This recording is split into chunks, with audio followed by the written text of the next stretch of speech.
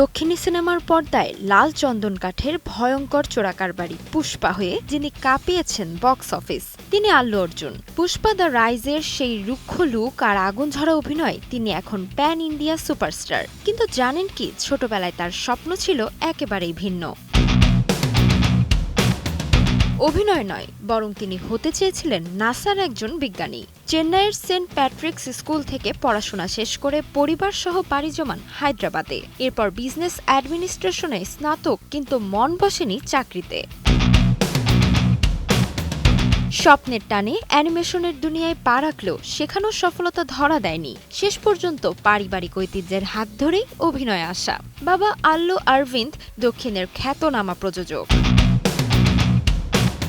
2003 সালে গাঙ্গোত্রী সিনেমার মাধ্যমে বড় পর্দায় অভিষেক। শুরুটা ছিল চকলেট হিরো ইমেজে, তবে আরিয়া 2 এর পরে বদলে যায় সবকিছু। অ্যাকশন হিরো হিসেবে নতুন রূপে আবির্ভাব হয় তার।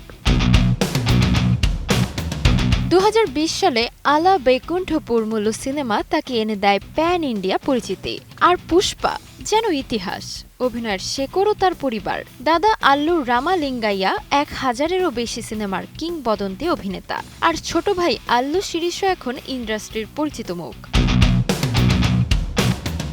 নাসার বিজ্ঞানী হওয়ার স্বপ্ন ভেঙে আজ তিনি ভারতীয় সিনেমার আইকন।